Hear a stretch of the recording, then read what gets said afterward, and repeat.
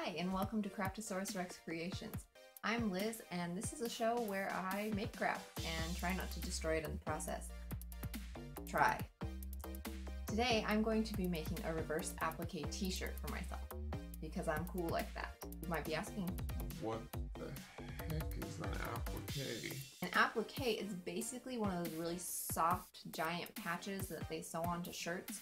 Now, you mostly find appliques on kids' t-shirts, but they can't tell me what to do, so I'm going to make one for myself. I did say that this is a reverse applique t-shirt. That means that instead of having the design sewn onto the front of my shirt, I'm going to sew it onto the inside of my shirt, and then I'm going to cut a hole to reveal what I put on there. Now, the reverse applique I'm doing works best if you already have an old t-shirt or something like that that has a design on it you like, that you simply want to move to another t-shirt. You can also use this same technique and create a silhouette of an object. For example, I made my husband's grandmother a pillow using a reverse applique technique, and I drew out a silhouette of a cat, and then I just used some gray felt as the fabric that I put on the back, so that when I cut out the front fabric, this gray cat silhouette was left behind, and it was really cool looking. But really, this technique is very versatile, so on to the supplies. So the stuff you'll need to make this thing is a t-shirt that fits you. That's about it. It just has to fit you. It doesn't have to fit you even well. Even a loose t-shirt would work. Just a t-shirt.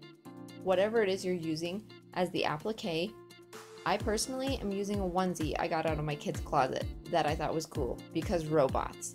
You'll also need a pair of scissors, preferably sharp scissors. You'll also need a writing stick. By writing stick, I mean a pencil, a piece of chalk, a washout fabric marker. I don't care what you use. Just make sure it'll come out of your fabric, because you don't want that showing up on your finished project. You'll also need a sewing machine, pins, and thread for your sewing machine. If you really care a lot about it, you can use matching thread. I'm not going to do that. So the first thing you need to do is trace around your design to create the shape you want showing on your finished project.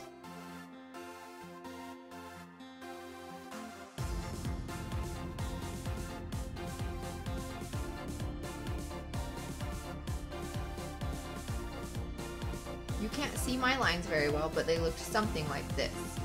Now you're going to draw another line about ½ inch away from your first line.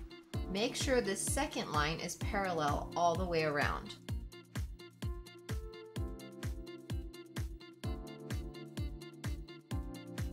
Your shirt should now have 2 parallel lines on it that look something like this. At this point, you're going to cut your design out on the outermost line. Apparently my scissors are ridiculously dull.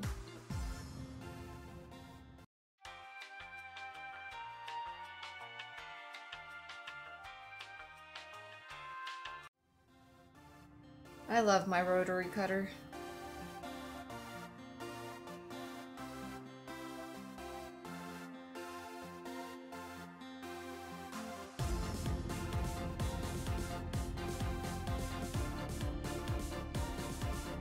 Now you need to redraw the first line you drew, but on the back of your design. So turn that puppy over.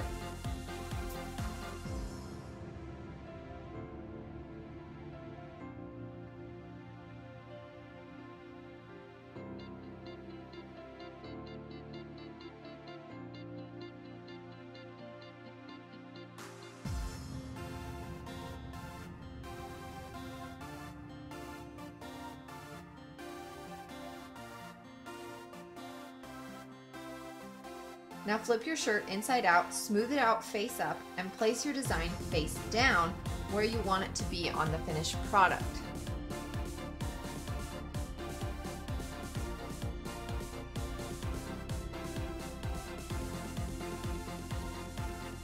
Now pin the crap out of it. No, really, you don't want this thing moving while you sew. Add tons of pins. And for goodness sake, only pin through the design and the front of the shirt. You don't want to pin the shirt shut and have to redo this step. As you can see, I put in a crap ton of pins. Now on to the sewing! This is my sewing machine. His name is Cletis. Cletis is a very basic machine. He does a straight stitch. He does varying widths of zigzag stitches. He can go forward, backward, and you can change the stitch length.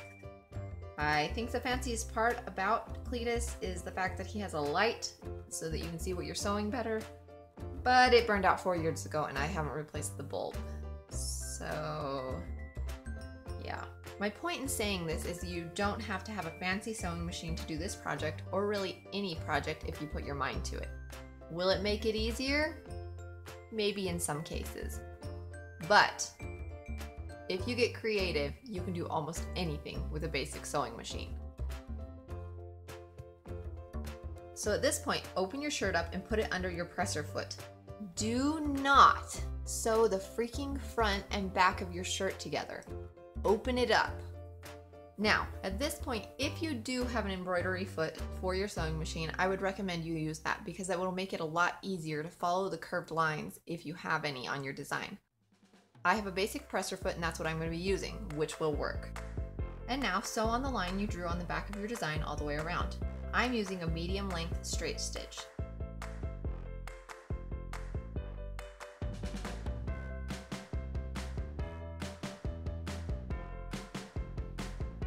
Oh, Liz, get your freaking head out of the way.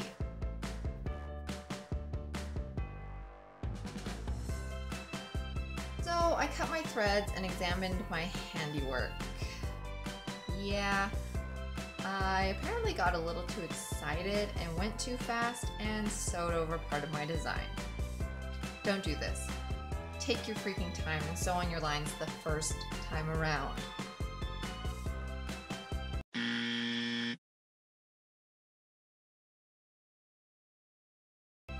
So because I had sewn on my design, I had to get out my seam ripper, pick out the stitches where I screwed up, and re-sew on the line where it should have been in the first place. Ugh. After fixing that line of stitching, which you guys didn't have to do because you did it right the first time, right? Right. You're going to flip your shirt right side out and do one last line of stitching. This line of stitching is going to be 1/4 inch outside your first line of stitching. My head is so in the way. Apparently I need to work on my camera angles. I'm sorry. I use the edge of my presser foot to keep my stitches parallel to the first line, but you can always draw a line to follow if that works better for you. Make sure you're only sewing the front of your shirt and your design. Again, don't sew your shirt shut. And make sure the edges of your design, which are now inside of your shirt, stay flat. If you want, you can pin these down, but I just felt with my hands as I sewed to make sure that this piece of fabric wasn't getting crumpled. Your shirt should have 2 parallel lines of stitching that look something like this. Now you're going to poke a hole in your shirt in the center of where your design is hidden. I used my seam ripper and poked my hole.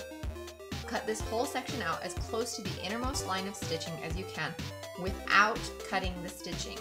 Now check inside your shirt and see if you have any excess fabric on your design that needs cut off. I didn't, so this step wasn't necessary for me. And that's it, you're done. On to the necessary montage.